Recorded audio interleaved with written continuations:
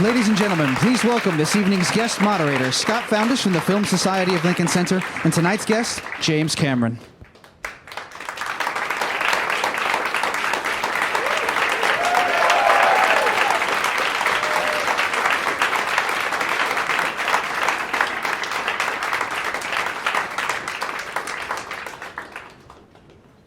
Well, it's a pleasure to share the stage with somebody who I think is both one of the great technological innovators in movies, but also one of the great storytellers. And I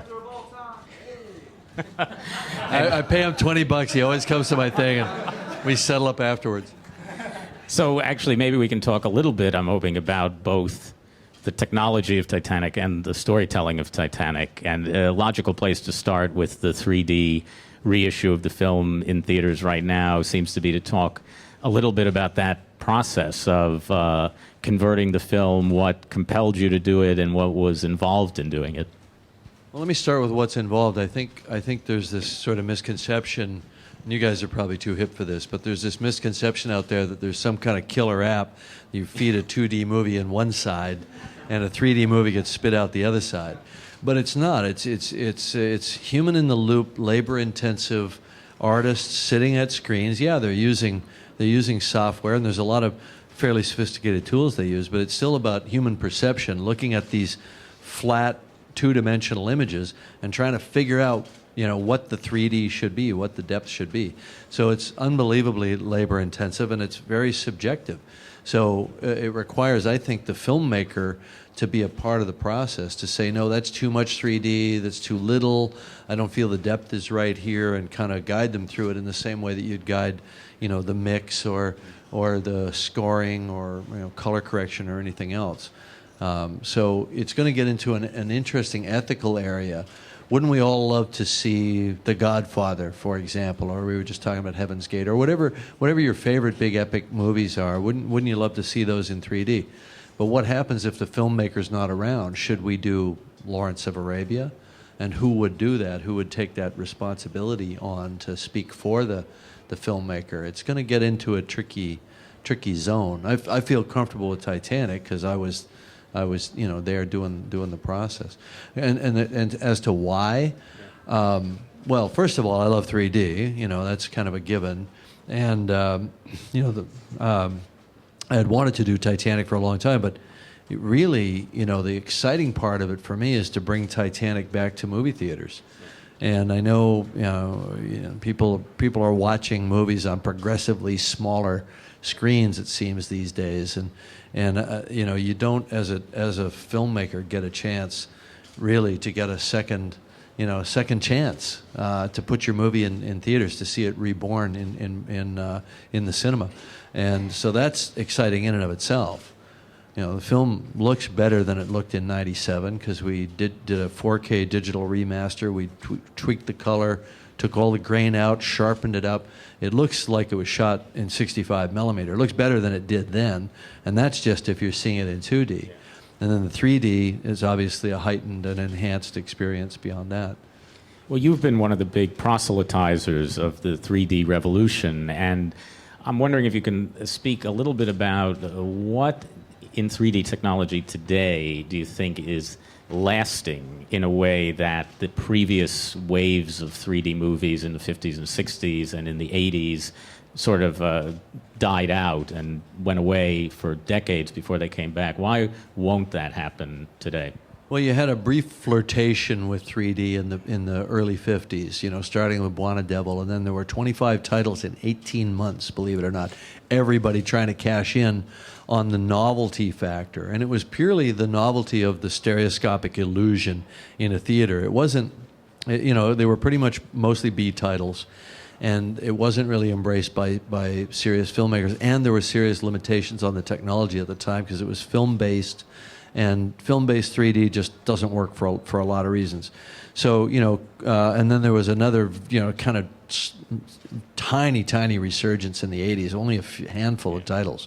I think Earl Owensby did half of them, Rottweiler in 3D. But, sorry, Earl, I didn't mean to throw you under the bus, buddy. But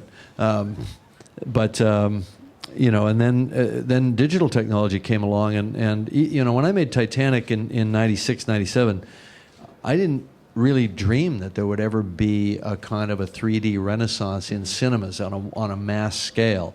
I was thinking that it was, IMAX platform, 50 theaters worldwide, that sort of thing. And if you were making a 3D film, it was for a very, very kind of niche platform, which IMAX was at that time. And I started exploring 3D for documentaries about the ocean, things like that. And then it just kind of exploded in the early part of the last decade. That the technology with the cameras really changed rapidly, and digital technology made it possible to do things that you could never do film-based. And then it was really digital projection that made it possible. And the breakthrough, of course, was when they came up with a single projector system, which the first one was the RealD system. And that's the moment where the light bulb really went on for me, that this could be the next big thing. And that was in about 2002, 2003, somewhere in there. Shifting a little bit to talk about the story of the film, can you talk a little bit about some of the research that you did into the history of the Titanic when you were starting to write the script, and how you decided what your focus was going to be, who the characters were going to be? I mean, it seems like it's a sort of vast, almost infinite number of approaches that you could take to telling the story of Titanic, and obviously there were earlier films that took different approaches. How did you happen on your story?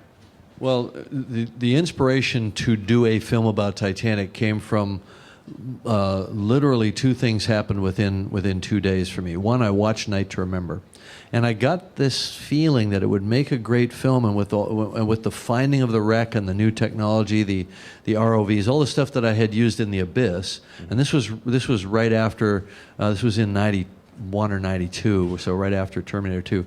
So The Abyss was still fresh in my mind, but the ROVs and the submersibles and all that stuff that had been used to explore the wreck, I thought, wow, you could retell this story with contemporary cinematic tools and visual effects and so on, and wrap it in a modern wraparound, just as a narrative device, and that'd be really cool. And I really like the idea of exploring the Titanic wreck. But then the interesting thing was, I watched Night to Remember. I remember thinking, wow, I should like remake Night to Remember. That was my first thought. I walked down the hall, went into my kitchen, was sorting my mail. This was back in the old days when it was snail mail, and I pulled out an invitation to a screening of a film about Titanic. It was literally just a black card with rivets on it. I thought, this is too weird. So I went, and it was actually a screening of a film a friend of mine had made, Al Giddings, an underwater photographer, about the expedition he had just gone out on to do a Titanic IMAX film. It was called Titanica, made by Stephen Lowe. But the making of showed how they had used the Russian subs to dive to Titanic. And that's really when the light bulb went on. I not only should I make a movie about it, but I can really dive to the Titanic wreck. So I was in at that point. So I called my friend Al Giddings, and I said, I've got to go to Russia. I've got to meet these guys. We've got to talk to them about the subs. I hadn't even thought what the story would be yet, other than the kind of wraparound convention. But the penny didn't really drop until I thought Romeo and Juliet. When I literally sat down to try to write a story, it's like, well, what's my way through this? How am I going to care about all these people in 1912? I've got to have some kind of doorway or portal for entry emotionally for the audience. And that's a love story. And I couldn't sort of contort the reality of the people, the survivors, the stories that were known, to be that kind of love story. So it had to be a fictional story that played out in the foreground of this kind of pageant of the real event. Talk a little bit about the character of the mother and this idea of the very wealthy people on Titanic who are on top of the ship, and the lower class people that are down in the hold. Right. Well, obviously Ruth, the mom, is trying to cling to her status, And of course, status was so critically important at that time in 1912. And what's interesting is how resonant Titanic is now with the with the top 1%, and how we see very starkly in this recession time the division between the haves and the have-nots, which the film is very much about. And I think that there's an interesting thing about this film, that the media sort of simplified the success of the movie to, it was 14-year-old girls wanting to go and see Leonardo DiCaprio. And I'm sort of willing to accept that was a factor.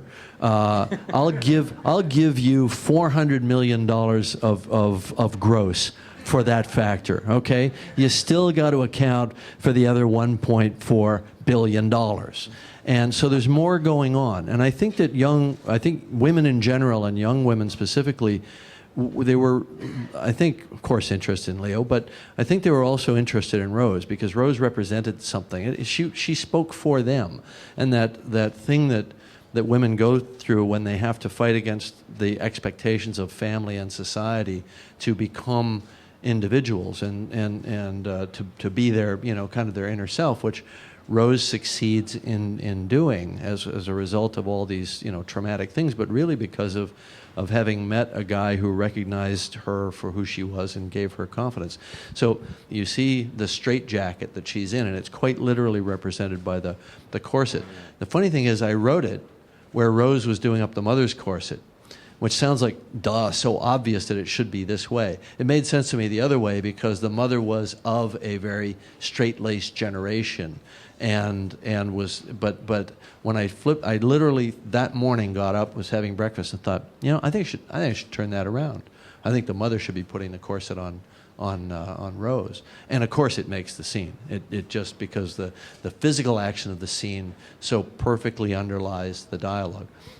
Well, of course, I have to ask you, this is not the only movie of yours that has a very strong female character at its center, which is something kind of unusual in the action, adventure, and fantasy and science fiction genres that you've specialized in. I mean, we have Sigourney Weaver in Aliens, we have Linda Hamilton in the Terminator movies, Zoe Saldana in Avatar, and Jamie Lee Curtis in True Lies. Can you talk a little bit about this sort of through line, your attraction to these very strong-willed and strong-minded women? I just like women and like writing female characters, I mean, I just think it's really, as a man, you spend your whole life trying to figure out how women work and how they think, so writing it and trying to project myself into their worldview, I think is, first of all, it's a challenge. I like challenges, and I think it's very revelatory.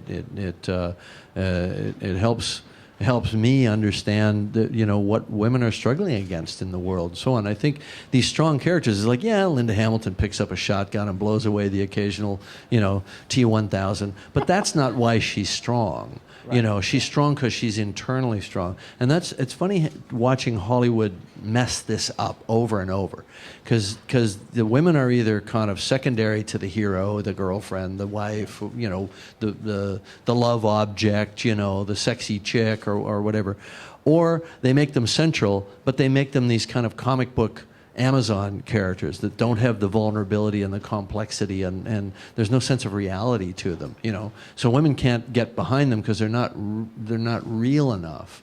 And I think the trick, it doesn't matter how wild a fantasy you're doing, like Terminator, which is one of the most improbable stories ever, but Sarah's character was very believable. She was very relatable, and I think that's the critical thing, is to see that, to show strength in a plausible way where people have to find it. They have to summon it from somewhere, and because that's what we're all faced with in life. We know we've got that inner strength somewhere.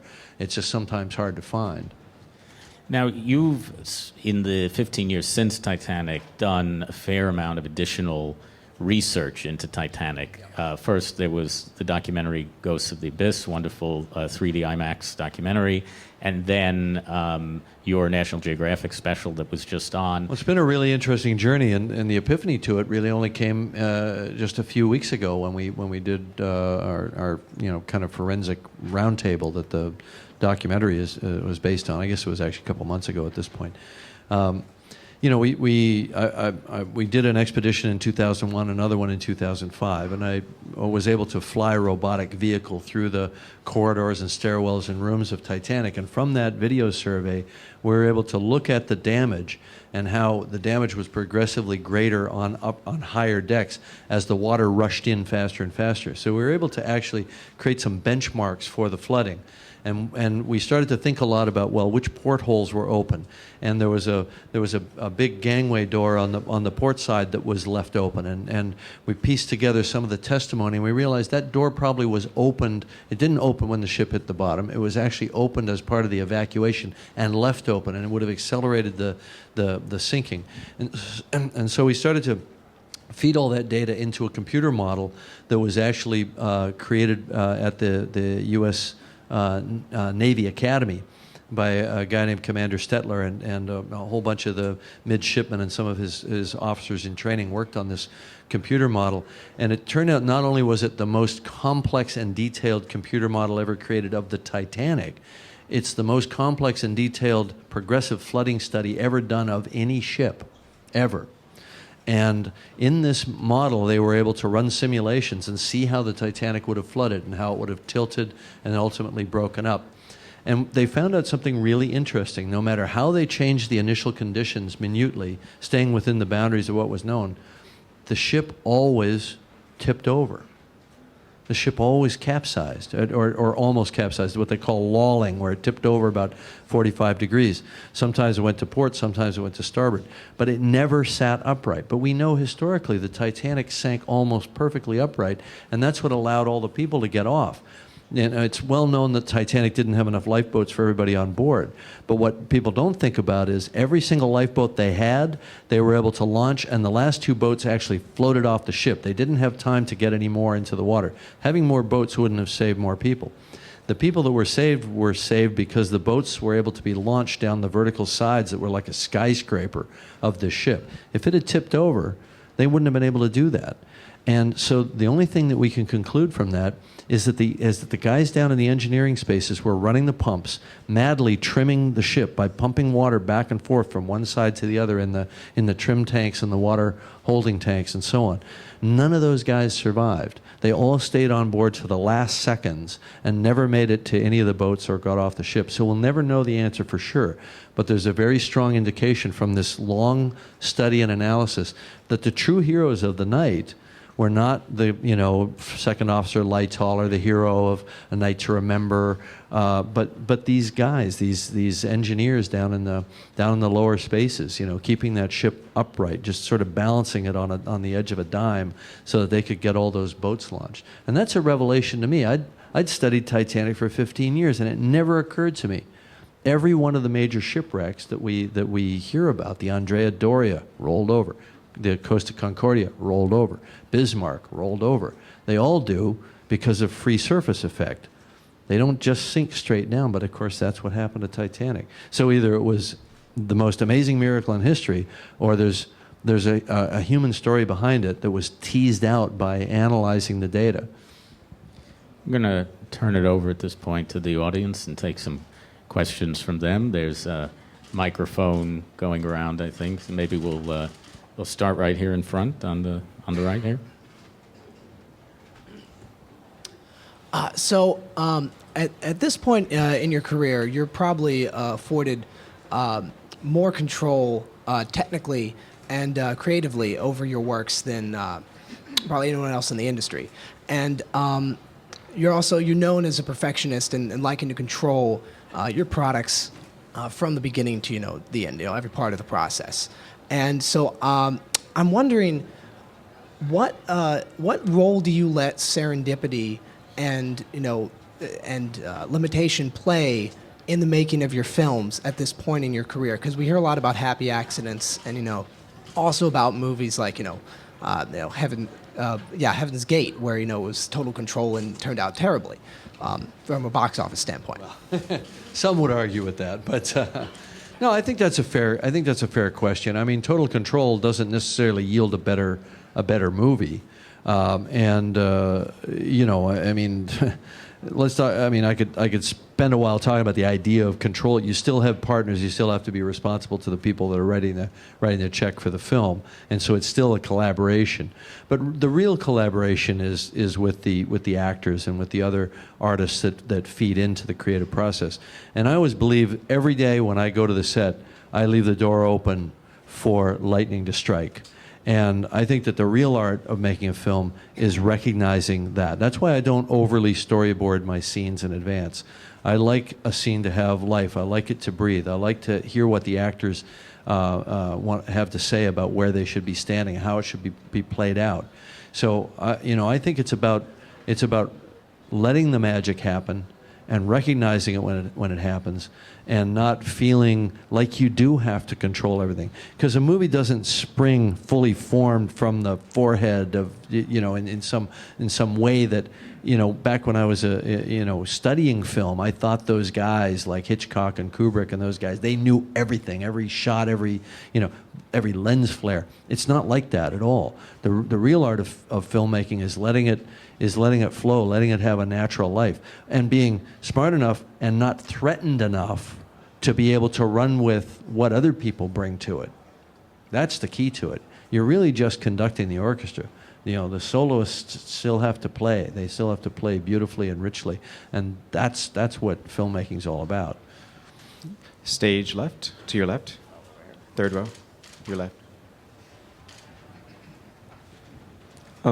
My question is, there are actually three questions I have, but you can answer it all at once. Did you put it in theaters to make more money, or was it to experience the movie and your audience could experience it in 3D, or the fact that it would mark 100 years since the Titanic sunk this month? Well, I think you know the answer. I mean, look, I think you always have to. The most provocative part of the question, obviously, is the first one. I'm not thinking about the money, but I have to think about the money for the studio when I go to them and say, guys, it's going to cost you $18 million and maybe $40 to $50 million to promote. It's going to cost you $18 million to convert it. I have to make a business case that this is a good idea. I mean, they like me at Fox and at Paramount. I've made a lot of money for those guys. They'd probably go along with it even if they thought they were going to break even. But I had to make a business case that this was a good idea.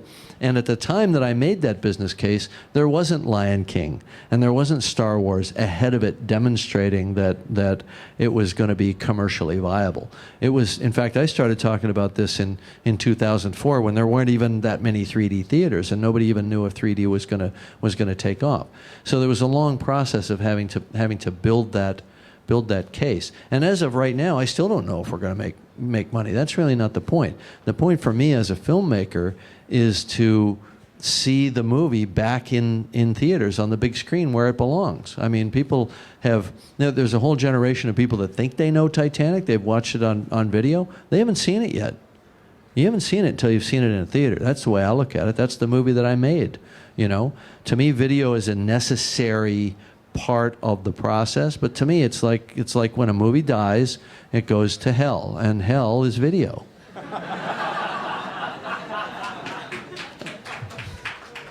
Second row center. Hello, Mr. Cameron. My name is Gary Watson. I traveled 100 miles one way here, and I've got to go 100 miles back. I just want to say I traveled farther. I know.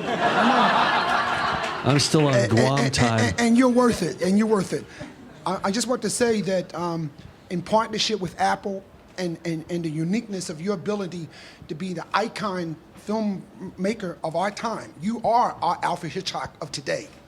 You are. And I just want to say on record... Don't put that on me, baby. That's too much pressure. You earned it, sir. And I want to say that I believe, in all honesty, there's a lot of people might share the same opinion with me. I believe the Academy Awards normally get it right, but I think when they went up against your picture and put Foot Locker over Avatar, they got it wrong. And I just want to let you know there's a lot of people today... But that's not a question. Well,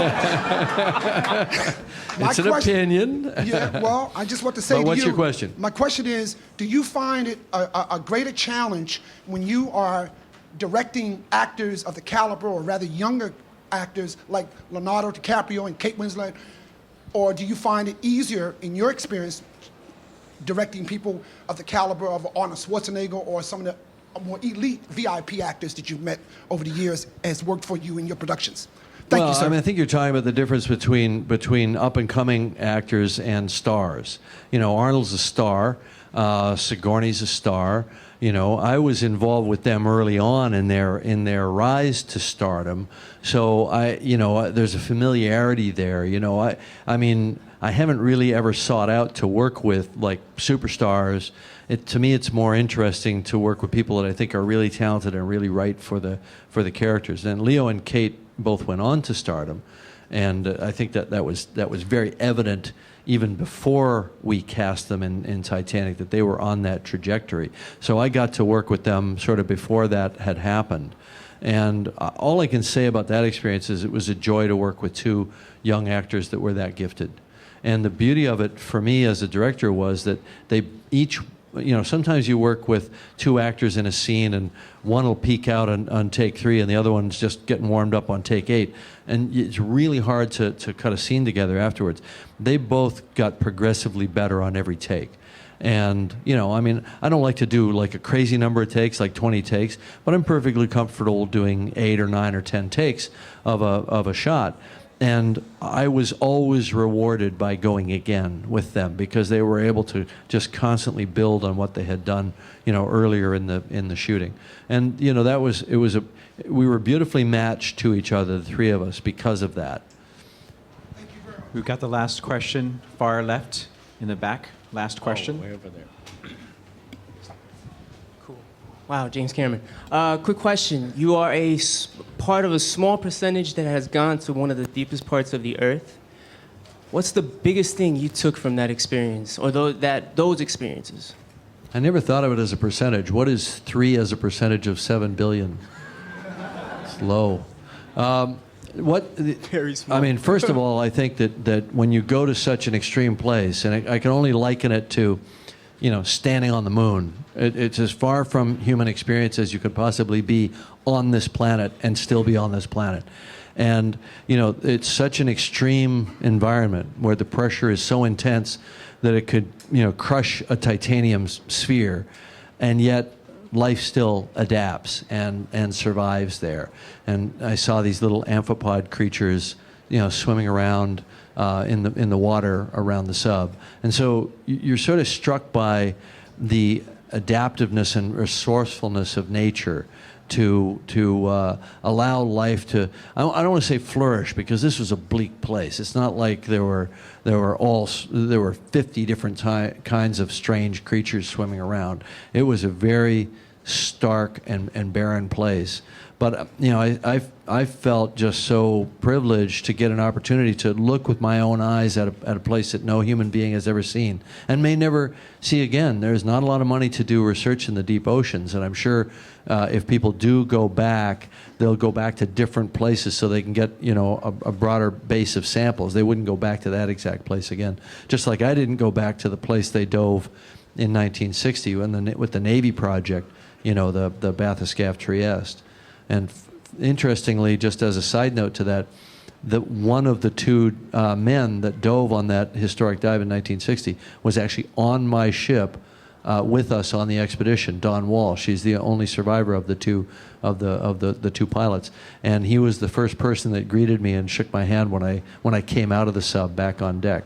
So that was really neat to close the loop and have our expedition project honoring those pioneers back then. James Cameron, filmmaker, adventurer, and, as we learned today, the Alfred Hitchcock of his times. Thanks for journeying from the center of the earth to be with us here today. Thanks, Scott. Thanks a lot. Thank you again. Thank you so much to James Cameron, and thank you to everyone for your patience today. Have the best weekend ever.